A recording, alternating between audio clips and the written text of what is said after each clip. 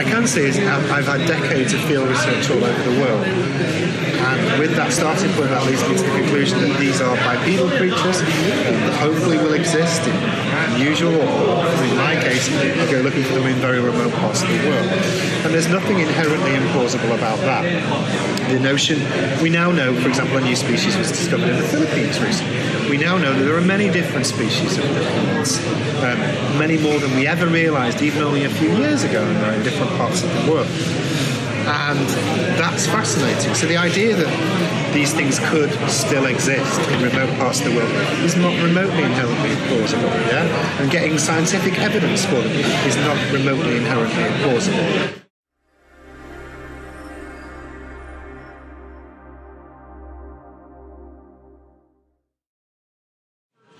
Greetings and welcome to the Vortex. I'm your host, Daniel Allen Jones, and I'm very honored to be here with Adam Davies. Hi, good afternoon, Daniel. Thank you for having me. Glad that you're here with us today. It's always an honor to be able to have you sharing from your experience traveling all over the world in search of these mysterious creatures. So you have to tell us, you've been in so many interesting places in pursuit of these mystery animals. What has that been like, and how did you really get involved in doing that? Well, how I got involved in doing it was I was always passionate and interested in tracking animals, not to hunt, just to track them. And I found that I had a real affinity with nature as well. I wanted to be out in the woods just from a small boy. And I was always interested in unexplored places. I read the accounts of Livingston and Stanley when I was a kid, the historical accounts. So it was a natural progression for me. I just found that when I was a kid, I was very good at finding animals and tracking them, and I was into it.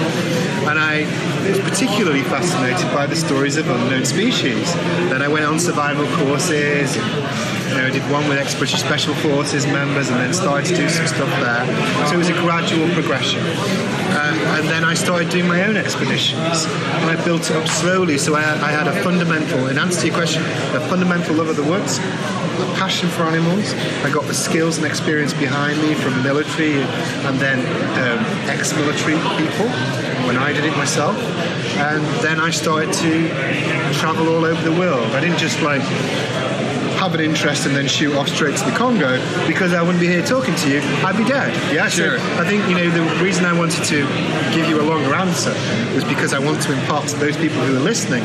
It takes time. You have to learn the methodology, you have to get your skills up, and you've also got to be prepared to suffer. Yeah, so as a world explorer, you visited plenty of sites which most people will probably never have the opportunity to go check out. So let's talk about some of those places that you've been to. What's it been like going to all of these different sites? Let's start with some of the ones that earlier on in your career until maybe later on. Well, the Congo was one of the places I went to that you would call hardcore, if you like. So I crossed the Kula swamp there, and at the time, even just getting into even before you even get to that place, Brazzaville had just undergone a civil war. Even when I'm walking around the town, there are rounds, bullet shells all over the place. Wow. It's very, very dangerous. When I was on the river with Fondo, there was a civil war going on, and I got shot at from the guy with the Kalashnikov. They were shooting at me from across the Ubangi. It's very, very dangerous, but also very remarkable. So, because people will be thinking, well, he said all this, why does he go? So, one of the clearest memories, that strikes me when you ask me what I do. I crossed the Likula swamp, and it was extraordinarily difficult. It was a 50-pound pack, and I walked for many, many, many miles, and it's up to there. There's lots of things I could tell you, but the fundamental sense of relief was when I got in my pirogue, which is like a canoe. I get in there, and I'm lying there on the pirogue, and I'm just exhausted. I'm covered in cuts. There's cuts all over my body, and then butterflies just land on me. It's like something from a fairy tale. I remember looking at it, I think this is remarkable. And then I looked up, and above me is a gorilla just picking its nose, watching me. Yeah. So I have these. And there's a sense of accomplishment. It's something that very hardly anyone's ever done before, and there I am. So, Yeah, so that was right. So, on that note, when you're there in the Congo, it's Central Africa. It's a dense jungle. People don't normally go out to just casually go on a vacation or visit, but you're there in search of something which has been rumored to have existed maybe for who knows how long. But this is kind of touching upon something I particularly find interesting, and this is what they there in the Congo refer to as Mokele-Mbembe. So this is a fascinating type of cryptid. Tell us a little bit about your exploration in search of that creature. In order to go and do these things, I mean, most of the time I haven't done TV shows, as you know. Most of the time it's been on my own time and money, and my money is tight. Yeah. So one of the advantages of that is I didn't have all the gear, so I had to live like the locals, but that has its bonuses. So, for example, I had to dance and play drums with the pygmies. So it's had to. It wasn't a chore. It was fantastic. I didn't, and I slept and lived like they did. So it gave me great tracking skills because, if you learn, it's a whole new level. I know I'm going off on a tangent, but I just wanted to make this point. So, like, if you do on survival courses with, say, the SAS or something like that, they'll teach you how to live in the jungle. You go with the pygmies and they teach you how to be part of it and to relax into it, yeah? So you're not surviving, you're part of it, which is awesome, and I really like that. But with the Mokele-Mbembe, there's stories going back many years. I mean, 19th century accounts of a creature, a potential Apatosaurus that might have survived until modern day. And I was remarkably fascinated by that. It was reminded me of those old Lost World things, the 1920s things. It was romantic notion into the heart of darkness that Joseph Conrad think could a mystery creature survive. So I was remarkably attracted to the adventure and the exploration around it. So that was well. So we know a lot of people generally think, for those who are even familiar with the concept of Mokele-Mbembe, it generally seems to fall under the category of a sauropod. What are your thoughts on that? A modern day sauropod still existing, if that's what it is? I think it's unlikely. I mean, I think that there's something there. I mean, if you ask me what I would gamble it, but I think there's a species there. One of the reasons I think there's a species there is I spent a lot of time interviewing locals. Why are they credible? Because there were many consistencies of reports from tribes that were isolated and also isolated from Western technology. And some of the responses, even if you ask them politely, can be indignant. It's like me questioning the fact that you're from Texas, almost. Like, why would, I've seen it. I know what the creatures are around here. I live here. I know what the animals are. How could you possibly question that I wouldn't? Yeah. So there's something there. I think not a dinosaur. To the best of my knowledge, that area was savanna grassland only 10,000 years ago. Something could have migrated in and adapted. There are examples, for example, of crocodiles being remarkable at adapting. Even in desert-like conditions, they can exist in small pockets. But I got the impression it was an unknown species that we just don't know enough about. I mean, for people to get their heads around, sometimes people think, we know all the species that are around. Species are found all the time. And in somewhere like the Congo, there's vast areas. I mean, an area of jungle I was in was the size of Switzerland. There's probably maybe a couple of thousand people maximum who've ever even hang around there, pygmies and the like. We have no idea what's waiting to be discovered in that forest. And there'll be many things, many new species, if we ever get through it. Sure, and that's one of the incredible parts about these types of investigations. I like to think that we won't know if we don't go. And so you've been to some of these incredible places, and kind of shifting gears a little bit, you've also been in search of something which not a lot of people probably have heard of this either, but the Mongolian Death Worm. So what is this about? Well, I was very interested in the stories. In the 1920s, an archaeologist called Roy Chapman Andrews, who the original Indiana Jones stories were based on. He was an anthropologist, paleontologist. And he was asked. There's a lot of dinosaur fossils in Mongolia, some incredible ones in the Gobi Desert. And the then president of Mongolia asked him to investigate the stories behind this creature, the Mongolian Death Worm. And other than him, the only guy who'd ever done any research there was Adam Davies. And so it was hardly investigated. It was in a very remote part of the country on the China-Mongolia border, and it was a marvellous adventure. So all of those things tick the right boxes for me, so I had to go, man. Yeah. That's great. So this is something that's fabled to be sort of underground for the most part, and maybe surfaces from time to time? Yeah, I mean, when people think of this, I'm sure they think of Tremors. Yeah, and I bet some of the film was based on that. They had Jerry's giant creatures. Like, me and you are like back to back with our shotguns around. Yeah, yeah. No, and of course that isn't the reality. The creature itself is probably about that, so big, yeah, maybe about. It's very interesting because it comes up when there's been rain at particular times of the year. It's often seen near wells, and it's often at the same time as certain species of flower occur. I think it does exist. I think, again, it's an unknown species, but it can apparently spit back. Wow. So I found it fascinating, but it's very rare as well. But again, you've got the Gobi Desert. It's vast. That area has very few people in, and it's very plausible that such a creature, if it's rare, could well exist. I mean, I remember talking to one of the guys there, one of the majors who ran the military base, and he was saying to me, there are many species out here, I'm sure. We just have no idea. And let me draw another parallel so people can understand. I was in India, looking for something called the Mande Barung in the forests, not far in a remote part of India. Forest there, and I had to ask special permission from one of the Indian government officials, and he said, well, 70% of this forest, we have no idea what's in it. No one's ever been there. Yeah? So there are places in the world where there are or have been very few people historically, and where it's perfectly plausible for rare species to exist in pockets. Very plausible.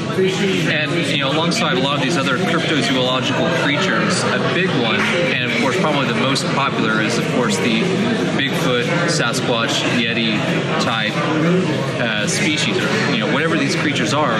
They seem to be not an isolated phenomenon, but worldwide. And so you've looked into quite a few. You've been to the Himalayas. You've looked into the Yeti. You've studied the Orang Pendek. So what has your journey been like investigating these bipedal primates, which are just said to, only be part of Hollywood and pop culture, but you're out there looking for the real existence of these creatures? Well, as a starting point, I'd say, it's not the case that they're part of pop culture. So let's take the Orang Pendek in Sumatra, for example. Stories about the Orang Pendek, and it's well documented, go back to Marco Polo's time. Now, whether you think Marco Polo was genuine in his adventures or not, there's some historical question. There's certainly 12th century accounts of something in Sumatra, a creature that made a clicking noise that was bipedal, a primate. Even earlier than that. So 6th century BC China, a place I've investigated, you can see drawings, illustrations of a hairy bipedal man like that. You can see them for yourselves. So in Nepal, where I've been as well, the ancient shamanistic culture, which is older as a religion than Christianity or Buddhism or any of those other things, talk about all the creatures which are in Nepal at the time. And one of the creatures it mentions is the Yeti. So what you have is just as a starting point, it's not true to say it's pop culture, and you know that. I know you know that when you're asking the question. This is generally people just are under the impression of, Totally, no, I know why you've asked me the question to give me the opportunity to answer it. But the other thing I'd say, which is even more important, is the fact that what you have are accounts of creatures which have a broad consistency, which are bipedal, which are primates in parts of the world which would have been culturally isolated from one another, and you have that historical consistency. My initial degree was in history, so I find that very interesting. That's good corroborative evidence. So we like to see some of these patterns that come up and how they might correlate with other accounts you're saying throughout history and otherwise remote areas that we're told aren't supposed to have any communication, but they're portraying some of these same or very similar concepts in their art, architecture, and things that are showing us this is what they encountered whenever it was that they did. Yeah. So one of the things that we like to keep in mind is that it seems in the classical view of cryptozoology, a lot of these creatures we like to think are flesh and blood, and they're just unknown, undiscovered species of animals. A lot of the newer territory that's kind of gaining some ground in this field lately is that there's a possibility that some of these creatures might possess other qualities which we in science could say are either metaphysical, or some people say these spiritual things. What is your take on that? Well, let me start by saying this. You and I are at the Battle of Hastings in 1066, okay? The Normans are coming and we're Saxons, yeah? We decide to change history because you pull out a cigarette lighter. Boom, yeah? Everybody goes, oh, you'd either think you had magic powers or you were a witch, yeah? But the thing is, you just got more technological advancement than us. So, what does that mean? That means that in terms of intellect level, you and I would have the same intellectual capacity as any Norman or Saxon warrior. We've just got better technology, and very simple technology. I'm fully cognizant of the notion that things could have gifts and ability of camouflage and things like that, which might be unusual in which creatures. Look at octopuses in the ocean, for example. Yeah. There are powers that they can possess, but they're not magical. Yeah, and I don't feel like you need to open your heart and be as one with them and all this. I don't feel any spiritual thing. I don't think they've got a higher intellect than us. Otherwise, they'd be a dominant species. That's just generally, I just don't think. I think they may have gifts and abilities which are within an animal's abilities, which we don't fully understand. I'm totally cool with that. But the notion that they are on a higher spiritual plane than us, I reject. They could have unusual physical capacities, but not unusual spiritual capacities. That's my view. Sure, and I think it's one thing to at least identify what the creature is and the material and physical realm before we try to attribute it to any sort of supernatural qualities and things. Well, the parallel I draw is, those soldiers on the Norman side, if we were sat on the Saxon side, we want to say, well, they're magical. They've got some higher spiritual power. In reality, you and I know you just possess a cigarette lighter, yeah? Yeah. They may well, what powers might they possess, for example? They may well have a much greater ability to camouflage themselves. They certainly have superior hearing, I would say, yeah? But do they have an ability to transmute to another dimension and go off to another planet? Then I think it's kind of an interesting concept, and this is something I think is very puzzling, but you had an experience a while back while taking part in what was basically being referred to as a habituation site, and you encountered something, I think, which is outside of the normal scope of a regular encounter, and I thought I'd see if you might like to shed light on the experience that you had a few years back where you encountered something. Well, I certainly saw some creatures. It's a long story. We probably don't have time to answer it now. I saw some creatures that were strange and black, and I couldn't identify what they were. There was a very odd story, but it's like a 2-hour thing we'd have to do sometime. But there was a third party. I don't want to go on about it now. There's a third party who attributed some ridiculous notion to them that they had some spiritual presence and all that. What I can tell you to you is I did see some things. I don't know what they were, and they behaved unusually. I don't think they were anything to do with Bigfoot whatsoever. It's a completely different thing. But I think Bigfoot Bigfoot is a real flesh and blood creature. I think it's very rare. I think that was something that completely different phenomenon. So that's a good point. I think it's good to kind of hear your perspective on that, because I think a lot of people might associate the background of the involvement of what you're doing in regard to Sasquatch and Bigfoot research and investigation with the experience, and they might say, well, that must have also been Bigfoot simply because of the associative trait. So, but I think, like you said, it's good to point out that, in your view, that was completely separate and in no way related to the Bigfoot phenomenon. I've never got a feeling that Bigfoot is anything other than for me, let me start by this. There's no ego in this for me. I don't mind if I'm wrong. If I'm wrong, then that's cool. I'm just interested in taking the story further. But I do like the approach of using scientific methodology. I like experiments that are repeatable, observable, and corroborated by others. So let me say that as a starting point. Second thing I'd say is I've never got the feeling that Bigfoot was anything other than a flesh and blood creature. If I'm wrong, then so be it. Prove me wrong. That's cool. That's how things move forward. Yeah. And there's no such thing. We know the cliche. There's no such thing as a Bigfoot expert or any of the other creatures ever looked at. Sure. We're all learning. These are very intangible for most people to even grasp anyway. Totally. But what I can say is I've had decades of field research all over the world. And with that starting point, that leads me to the conclusion that these are bipedal creatures that hopefully will exist in unusual, or in my case, you go looking for them in very remote parts of the world. And there's nothing inherently implausible about that. The notion, we now know, for example, a new species was discovered in the Philippines recently. We now know that there are many different species of primates, many more than we ever realized even only a few years ago, and they're in different parts of the world.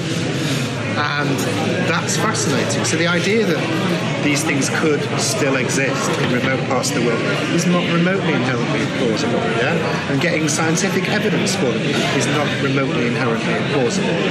That's the number one thing. The second thing I'd say is I do accept that there could be paranormal phenomena that may exist in other places. I sit around a campfire with you, Daniel, you tell me a ghost story, I'll be into it.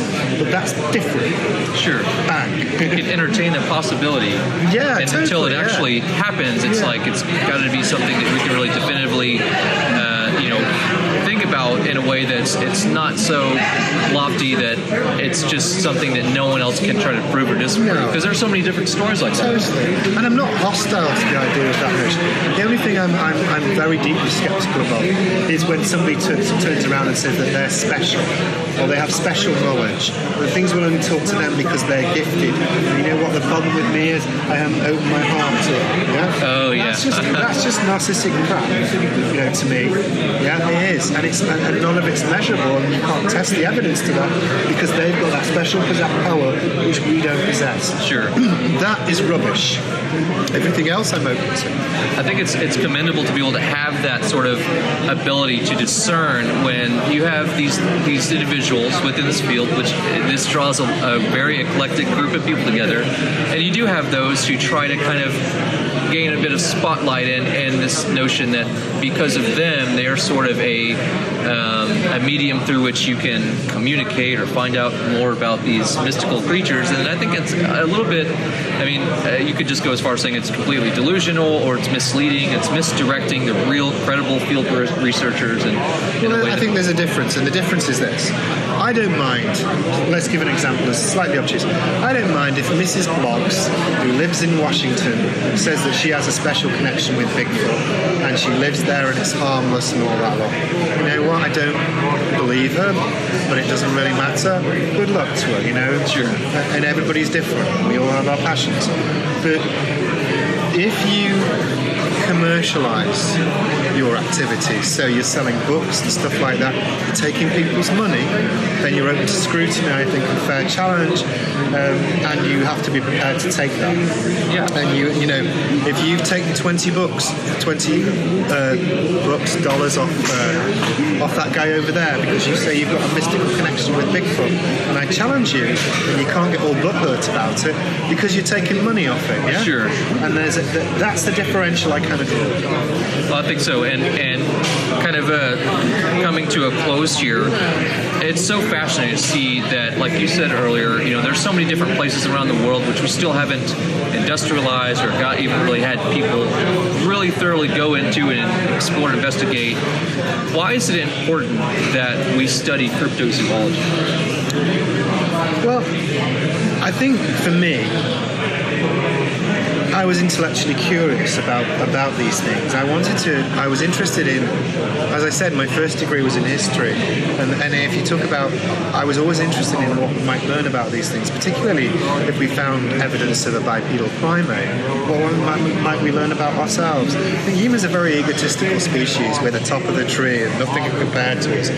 Oh yeah, we strut around and breed like rabbits all over the world. How might that change? If we found something that was very similar to us, I think it would be earth-shattering. Yeah. And I think it would be earth-shattering in a good way, because I think of all the species on Earth, because of our sentience, can lead to extreme narcissism. And I'd like humanity to be humbled a bit by a discovery of that nature. Yeah, that's very well said. And sometimes we like to think that if we're out there, we have to find Bigfoot. It's got to be something exotic and incredible. But there are many different types of species and creatures, a very conventional species that are still readily out there to be discovered. And it doesn't have to be something extremely exotic and captivating, even though it is very interesting to those who care about that field. It's just one of those things that you can't expect to immediately go out and only find Bigfoot. You're going to find any number of different creatures. So. Yeah, and you know what? And most of what people do here, looking for Bigfoot, is harmless, and they enjoy themselves, and they have a lot of fun, and it's a great hobby. And that's wonderful, and that's to be applauded. And if we do get discoveries, and we are moving forward with all these new discoveries, then that's wonderful. And convention like this is a lot of lovely people having a great time. It's absolutely nothing wrong with that. It's all good. Yeah, I think so. Well, in closing, there are a lot of people who are of the mindset that Bigfoot is a hoax and all these different encounters are faked or just nonsense or imaginative. What is your take on that? For people that are in that mindset, what would you say to them? Well, of course, there are some people who just make things up and they attention seek, and there's no doubt about that. And I'm always suspicious with people who say they have multiple sightings all over the world, different places, because that's very hard. I could probably say in decades of research, there's only a couple of times when I've done this, 2 or 3 times maybe, where I've seen something which was truly unusual or remarkable. So, somebody says to me, comes up to me and said, I've seen Bigfoot 6 times in 4 or 5 different states. I'm kind of really? So there's some sense out of that, that's true.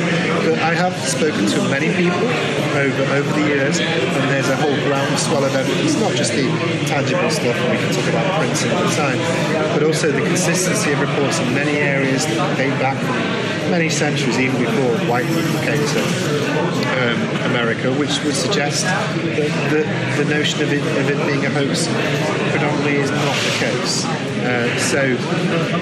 Do I think Bigfoot exists? Well, yeah, I'm with that. Do I worry about the lack of evidence of the scientific nature of Bigfoot? Of course. I think it's different, but I think it's very rare and it's very hard to find. Do I hope that Bigfoot will be proven? Yeah, of course I do. But the only way forward with that really is by scientific evidence, by working with credible scientists, getting that evidence analysed, and eventually peer-reviewed scientific papers. It's not by sensationalism.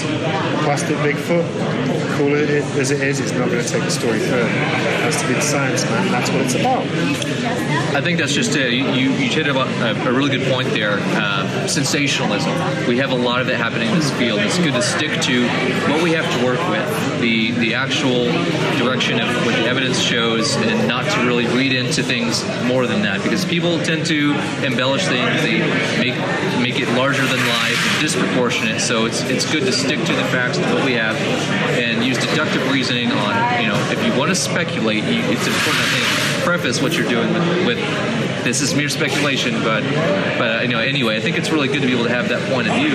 And the work that you're doing is really incredible. So for those who are viewing who aren't familiar, where can they go to find out more about what you're up to? Well, I've made a number of documentaries, and that's good. And obviously, if I get any papers, they're peer-reviewed. But if they want to just very quickly look at where I am, they can find me, Adam Davies, Davies. I have a public Facebook page. And obviously, I don't publish any scientific stuff on there. That would have to be analysed. But if they want to look at some photographs and hear some of my posts and what I'm doing, they can always look on there. But anything scientific would be a long process. But that's an easy starting point if they want to catch up with me and follow what I do. Because if there's anything that I can publish, I'll publish it there, of a lighter nature. Great. Well, Adam, it's been a pleasure to have you here with us. It's always good to see you, Daniel. I really enjoy all the work that you do and that you provide for those who are actually looking for the real stuff going on in the world, whether it's Bigfoot related or just simply new discoveries of species around in many different places. So thanks once again, and we look forward to having you back soon. My pleasure. Thank you. Thank you very much. If you liked this video, be sure to check out our other content and get connected on our page and social media sites. Every day, new discoveries are being made all across the world and beyond, so let's work together to find out what's next. And remember, we won't know if we don't go. I'll see you in the Vortex.